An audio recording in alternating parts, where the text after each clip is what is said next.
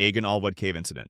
On June 9th, 1974, Roger Solari, 26 years old, and Martin Farr, 23 years old, aimed to map the Agen Allwedd cave system in South Wales. Explorer John Parker had previously abandoned the mission after reaching the third sump, but Martin and Roger wanted to push farther. On the first trip, Martin went alone. Roger had injured his knee. The journey to the third sump was brutal, with the first sump nearly a mile in. The first two sumps were short, 249 feet and 82 feet. Martin passed through them, but the third sump, an uncharted 850-foot dive, was the challenge. He made it through and discovered a 1,800-foot zigzagging tunnel that led to a fourth sump, which no one knew existed. Low on air, he spent 4 to 5 hours getting out and planned to return with Roger. They came back on June 15, 1974, both carrying extra tanks. After diving sump 4 with a guideline, Roger's line ended at 400 feet. He was also having sinus issues. Despite this, they kept going, using Martin's line. This decision broke the rule of thirds, a key diving safety rule: 1/3 of air in, 1/3 out, 1/3 as an emergency reserve. By continuing, they were risking their lives. Martin assumed Roger, with a smaller tank, would turn back. He reached a gravel wall and hoped for an air pocket. Pushing on, he explored an extra 29 feet but found only a dead end. When he returned, Roger was still there. Martin signaled they had to go back immediately. Martin's main tank soon emptied. He switched to his reserve, just enough for the 850 feet through sump 3 and the 300 feet through sump 4. He had stashed a backup tank between sumps 2 and 3, hoping to reach it. He surfaced from sump 4 and waited. Roger didn't appear. After 20 minutes, Martin feared the worst. An hour later, he was sure Roger had run out of air. Martin dove again, pulling the guide rope. It was cut at 430 feet. Roger likely tried to change tanks there, got tangled, and cut the line to free himself. With silt stirred up and zero visibility, he may have swum the wrong direction and run out of air. Martin escaped safely and alerted authorities. Search efforts began, with Martin joining. But Roger's body wasn't found until 1986. It was never recovered due to the risk. A plaque now marks sump 1 in his memory. In 1987, another diver located the air pocket they had been searching for, 875 feet in, and named it the Against All Odds Chamber. Martin never again broke the rule of thirds and went on to become a legendary diver. Today, the cave entrance is locked, accessible only to qualified explorers. Real well cave tragedy. In March 1997, friends Andrew, 32-year-olds, and Attila, 26-year-olds,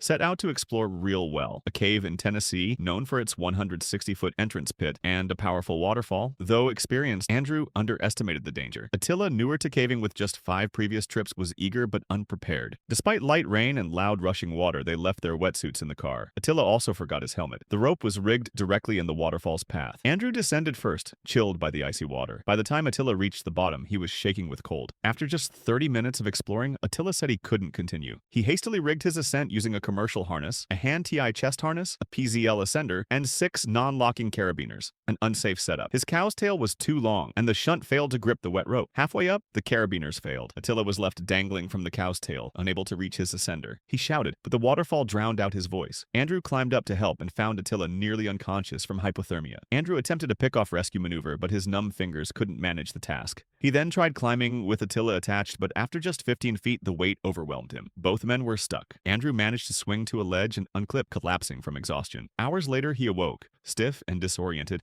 and saw Attila hanging motionless. Knowing he was gone, Andrew cut the tether and climbed out alone to call for help. Rescue teams recovered Attila's body and pronounced dead because of hypothermia. William Coughlin Cave Incident. On May 28, 1993, 26-year-old William Coughlin visited a Kentucky cave with friends James and Kevin. The cave had 2 sections: a safe historic tour and a dangerous wild tour for experienced cavers. After completing the historic part, the guide offered the wild tour. Kevin declined, but William and James joined 4 others, signing a waiver that released the operators from responsibility. Led by the guide, they descended using a 30-foot cable ladder, followed by a shorter second ladder. At the bottom, the guide said the tour was over but encouraged brief exploration. He left to take a phone call. William, curious, asked James about exploring a side passage but struggled to climb the second ladder due to his size, 6 feet tall and 220 pounds. So he waited. When the guide didn't return, William tried again, slipped halfway up, and fell, striking his head on a rock. Blood pooled as James rushed to help. William was conscious but disoriented. When the guide came back, he told the group to exit the way they came, but William's condition made it impossible. James urged him to call for rescue, but the guide refused. The group chose to carry William through an alternate narrow corridor. In a sharp V-shaped passage, William, going in headfirst, got stuck. His arms were pinned, and the tight fit compressed his chest, making it hard to breathe. James went for help. The guide was hesitant to call authorities, but eventually rescue was contacted. It took 3 hours for them to arrive. Rescuers used heaters and a pulley system, but every tug caused William agony. After 17 hours of rescue attempts, he was pronounced dead. It took another 7 hours to recover his body. The tragedy exposed the deadly risks of poorly managed cave tours. Abbey Cave's tragedy. On May 9, 2023, a group of students, a teacher, and a supervising adult from Whangarei Boys High School entered Organ Cave. part of the Abbey cave system in Whangarei, New Zealand.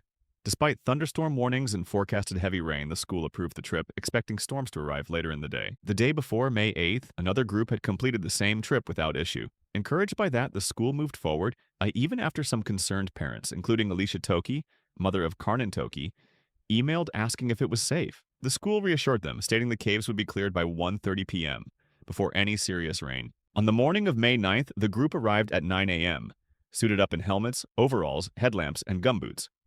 Phones were left in the van, and there was no reception in the caves.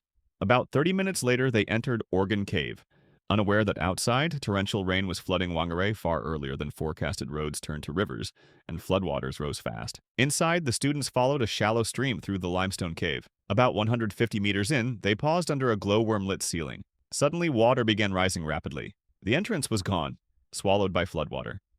The teacher ordered everyone to escape. Water surged, reaching waist height, and the current intensified.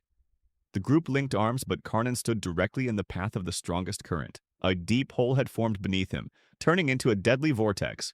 He was pulled under. A classmate tried to grab him, but the force was too strong. Karnan's soaked overalls weighed him down. He was dragged beneath the surface. At 10:35 a.m., emergency services were called. Rescuers couldn't enter due to dangerous conditions. By 7 p.m., water levels dropped, and search teams found Karnan's body, pinned between boulders deep inside the cave. In May 2024, WorkSafe New Zealand charged the school board for failing to protect students. In July 2024, the school was ordered to pay over 500,000 New Zealand dollars in reparations, acknowledging the devastating loss suffered by Karnan's family and classmates.